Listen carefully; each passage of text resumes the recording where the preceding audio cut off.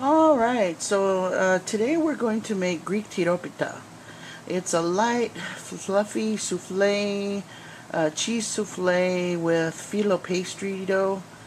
Very cheesy, very crunchy. It's been a family recipe for over 50 years. The ingredients you start with is a package of filo, 6 eggs. We like it very cheesy, so we use anywhere from 8 to 12 ounces of feta cheese. You can use 8 and add other cheeses. Some people like to add ricotta, other Gouda, other types of cheeses like that, but we use feta, cottage cheese, a big container of cottage cheese, and Parmesan cheese, and salt and pepper to taste, and 2 sticks of melted butter, and that's for the phyllo dough. So we take 6 eggs, we put them in a bowl, we mix the eggs, add a little bit of milk, and then we add salt and pepper, a little salt and pepper to taste.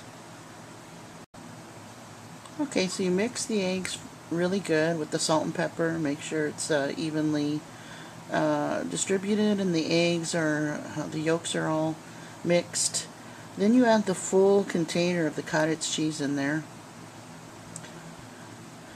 And then after that, you're going to add as much feta as you want, at least 8 ounces, but like I said, we like it very cheesy. So I'm going to put about 10 ounces of feta in there. We're going to save a couple ounces so we can make Greek salad later. But you want to use crumbled feta. You go ahead and put that in there.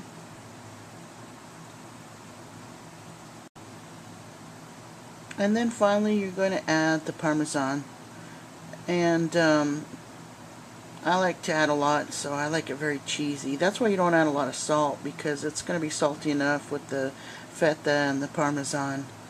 So you put the Parmesan on top, and all the measurements are in the description below. And you know, as you make this, you can change the measurements and make them to your liking. Like I said, this has been a family tradition. We've been making this way for over 50 years.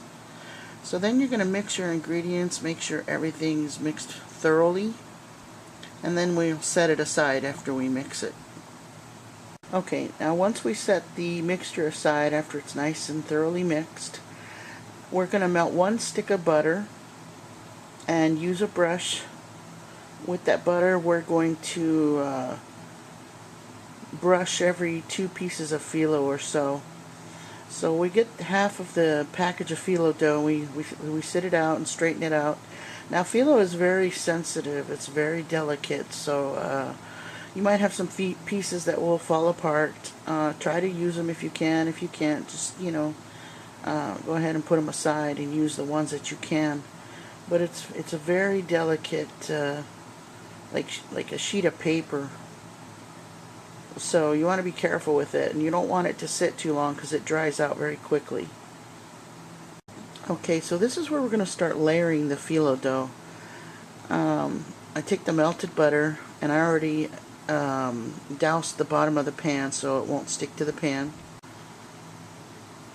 Then you take your butter, and you want to paint down the corners, or tack them down, however you want to say it. And then just drizzle butter all along it, just like that. Get it nice and moist.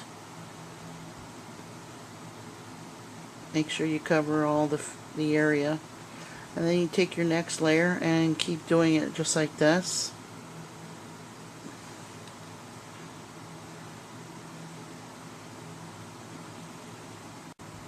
You want to get it along the top of the pan as much as you can. So I kind of push half on one side up the pan, and then the next 2 layers will go towards the front of the pan. And just keep doing that. I use all the phyllo dough, or the half of the phyllo dough package. Like I said, we like ours really flaky. We like a lot of phyllo dough, so again, it's a preference. If you want to use less, that's up to you. Some people like to make triangles. This is a way we've been doing it for over 50 years, so we love it. So we just do it the way we've been doing it. It comes out nice and flaky, nice and crunchy, very buttery. It's delicious. Okay, so we're just about out of the phyllo dough for the bottom part of it.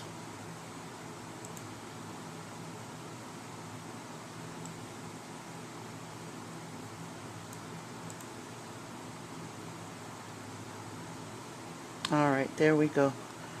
Now we're going to add the mixture and just pour it in and take the spoon and even it out through the whole pan.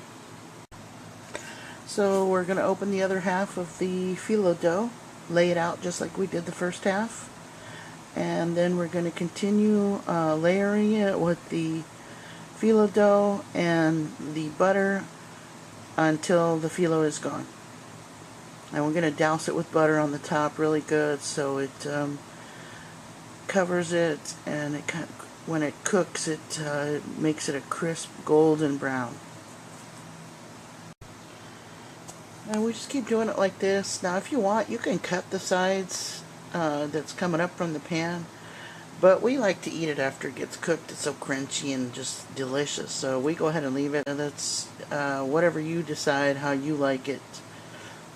It's your recipe, so you know, improve it, modify it, do whatever you want to, you know, for your liking.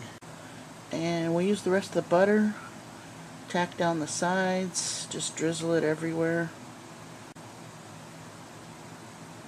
Just make sure it's nice and buttery before we put it in the oven. The oven's preheated to 350 degrees, so you're going to put it in the oven for about an hour and 15 minutes. Then after the 15 minutes, you're going to check it and see if it's ready. If it's not, leave it another 5-10 minutes, but keep checking on it. You're going to check it by cutting it.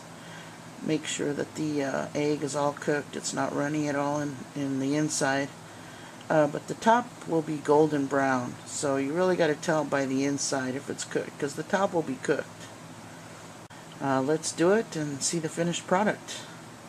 And that's how you make Tiropita, Greek cheesy Feta Filo souffle.